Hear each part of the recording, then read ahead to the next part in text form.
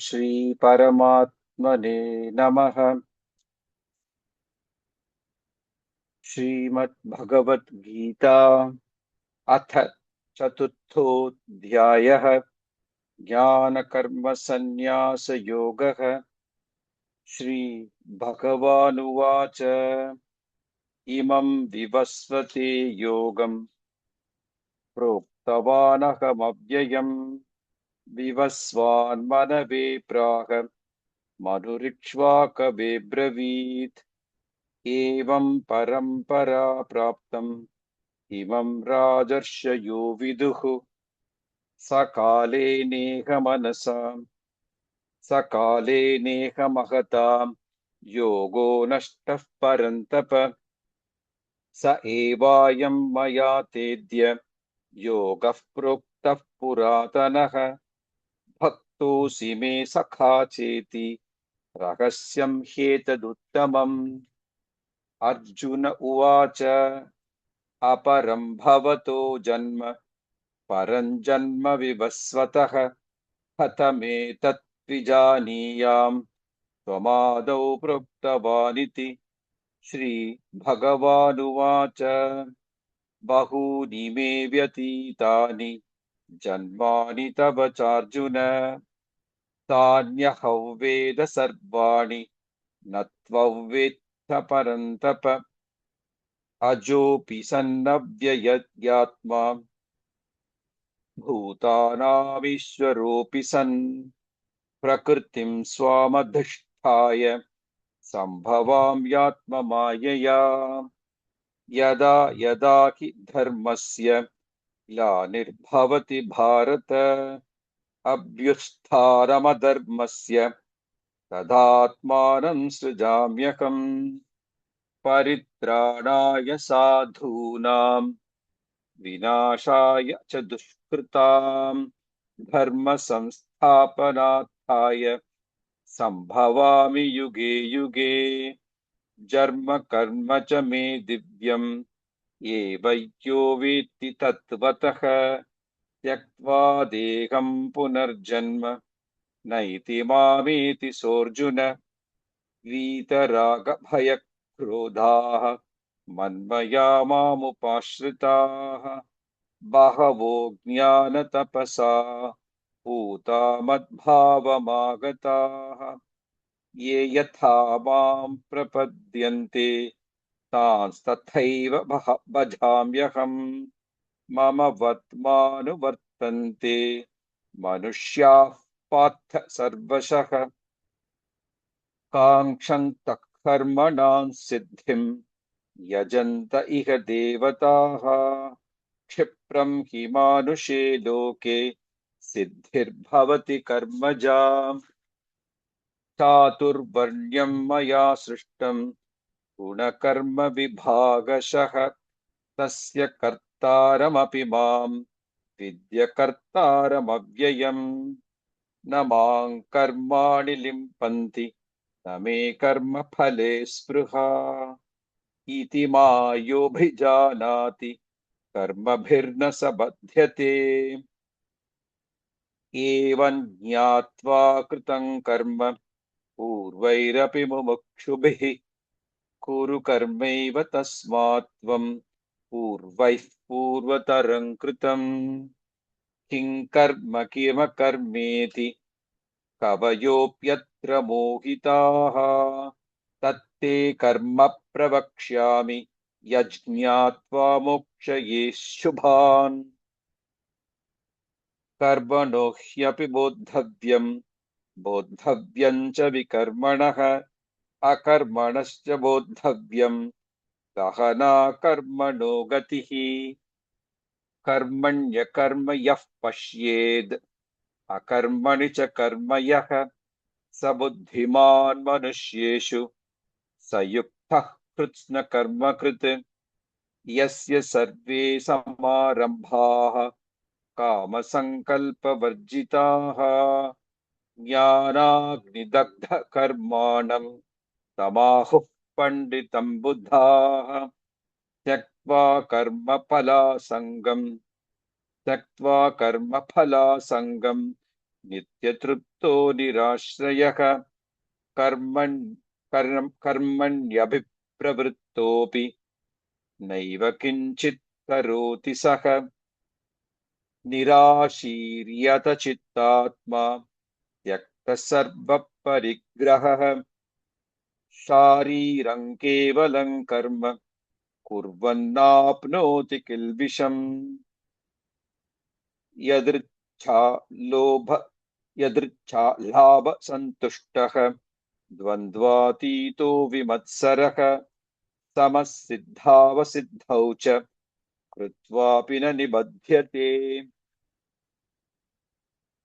गतसङ्गस्य मुक्तस्य ज्ञानावस्थितचेतसः यज्ञायाचरतः कर्म समग्रं प्रविलीयते ब्रह्मार्पणं ब्रह्महविः ब्रह्माग्नौ ब्रह्मणाहुतं ब्रह्मैव तेन गन्तव्यं ब्रह्मकर्म समाधिना दैवमेवापरे यज्ञं योगिनः पर्युपासते ब्रह्माज्ञावपरे यज्ञं यज्ञेनैवापजुह्वति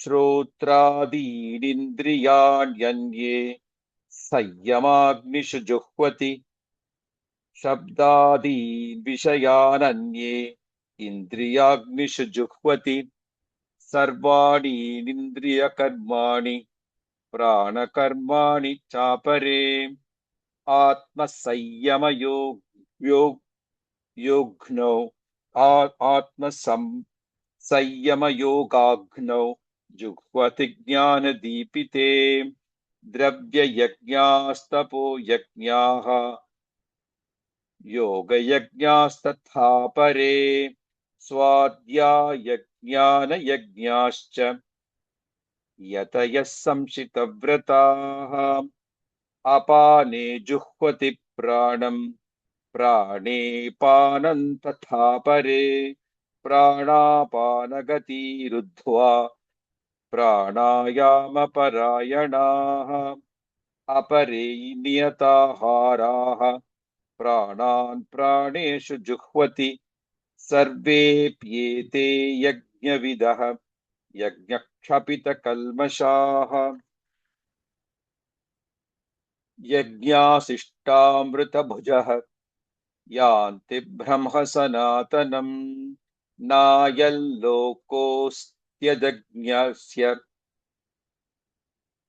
कुतोऽन्यः कुरु सत्तम एवं बहुविधा यज्ञाः वितता ब्रह्मणो मुखे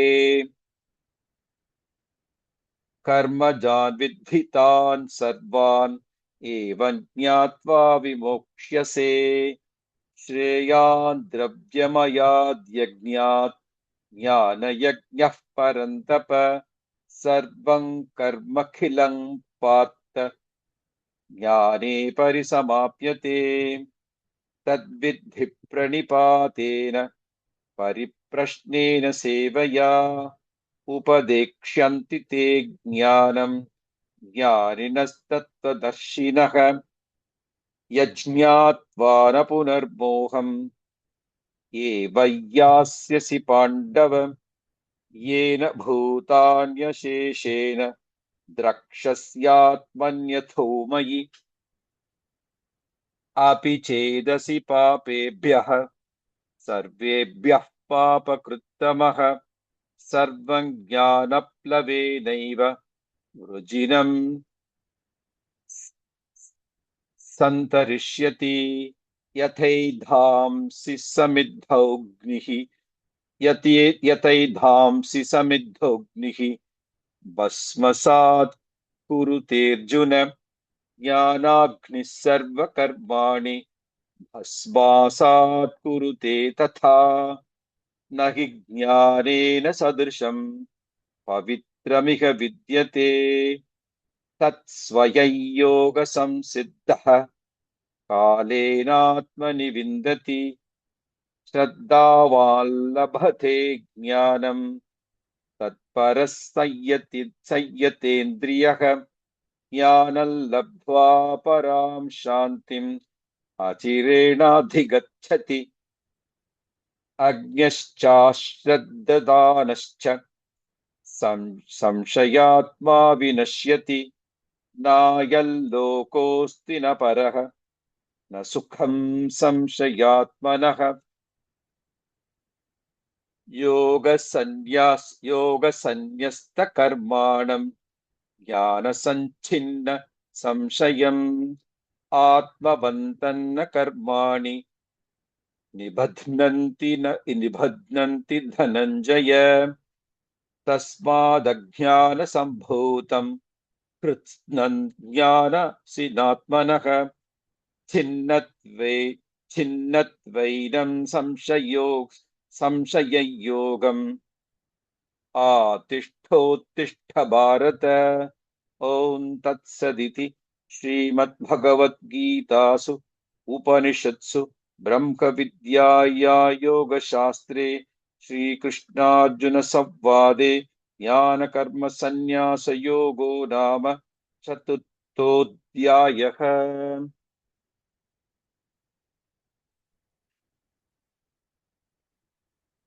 ॐ श्री परमात्मने नमः।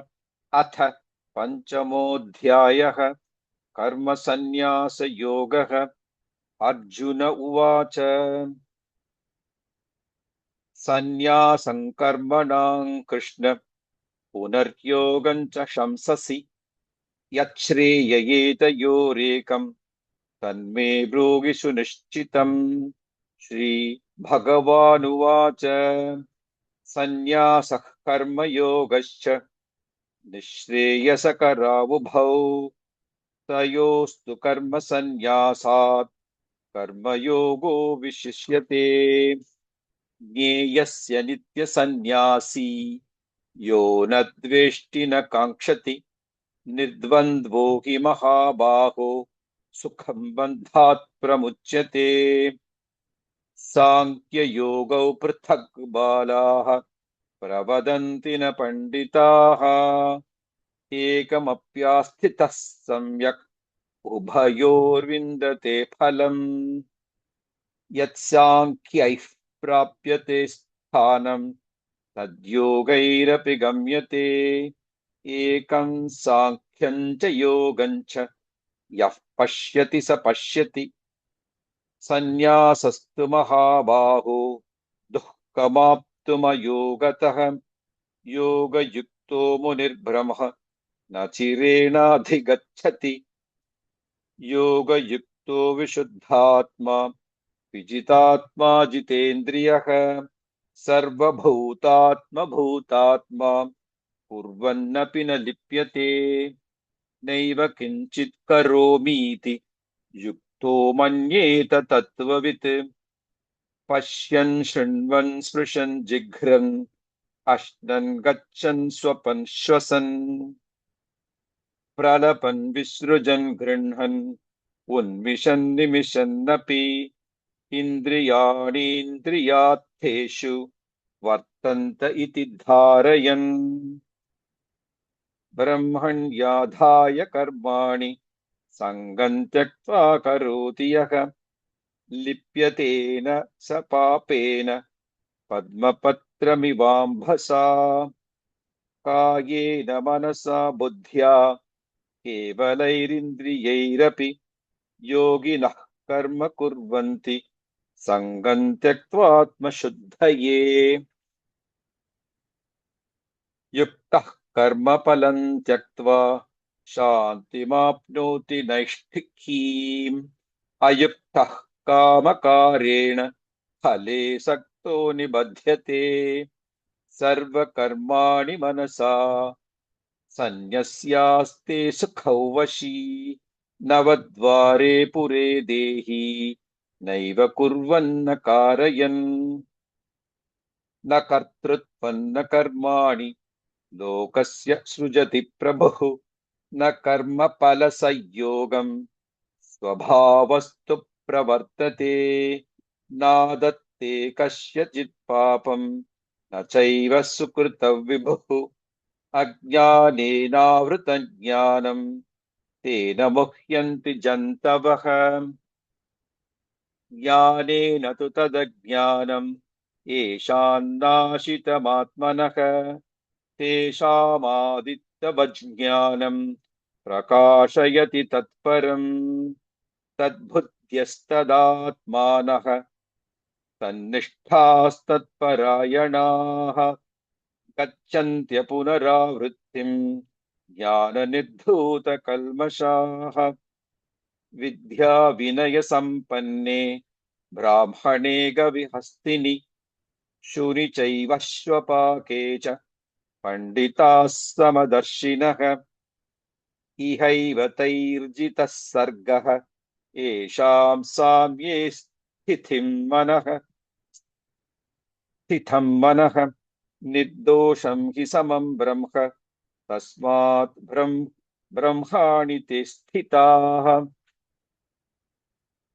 न प्रहृष्येत् प्रियं प्राप्य नो द्विजेत् प्राप्य चाप्रियम् स्थिरबुद्धिरसम्मूढः ब्रह्मविद् ब्रह्मणि स्थितः बाह्यस्पर्शे स्वसक्तात्मा विन्दत्यात्मनि यत्सुखम् स ब्रह्मयोगयुक्तात्मा सुखमक्षरमश्नुते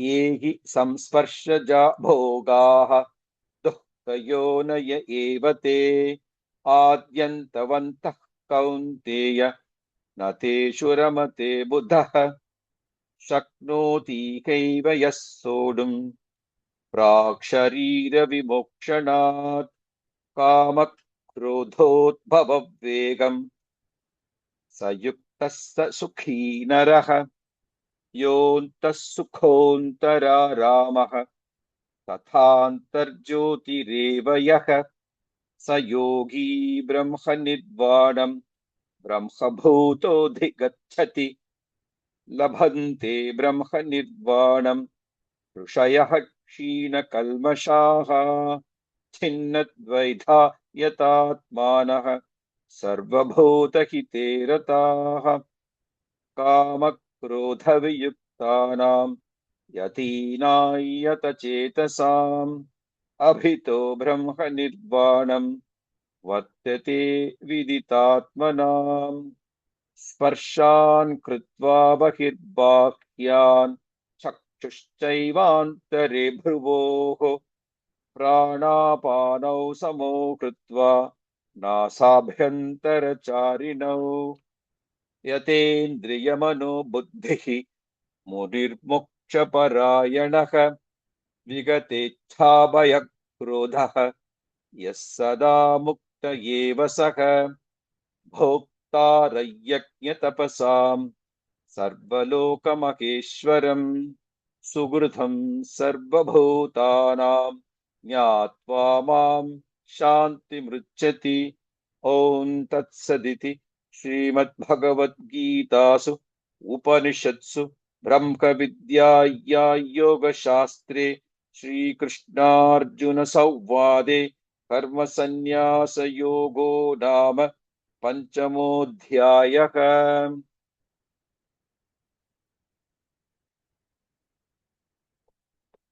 ॐ श्री परमात्मने नमः। अथ षष्ठोऽध्यायः आत्मसंयमयोगः। श्रीभगवानुवाच अनाश्रितः कर्मफलं कार्यं कर्म करोति यः स सन्न्यासी च योगी च न निरग्निर्न चाक्रियः यं सन्न्यासमिति प्राहुः योगं तद्विद्धि पाण्डव न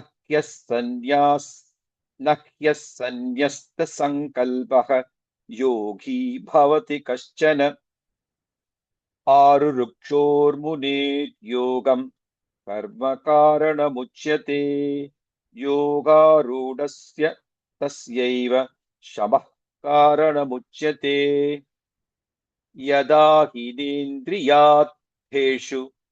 न कर्मस्वनुषज्यते सर्वसङ्कल्पसन्न्यासी योगारूढस्तदोच्यते उद्धरेदात्मनात्मानं नात्मानमवसादयेत् आत्मैव ह्यात्मनो बन्धुः आत्मैव रिपुरात्मनः बन्धुरात्मात्मनस्तस्य येनात्मैवात्मना जितः अनात्मनस्तु शत्रुत्वे वर्तेतात्मैव शत्रुवत् जितात्मनः प्रशान्तस्य परमात्मा समाहितः शीतोष्णसुखदुःखेषु तथा मानापमानयोः ज्ञानविज्ञानतृप्तात्मा कूटस्थो विजितेन्द्रियः युक्त इत्युच्यते योगी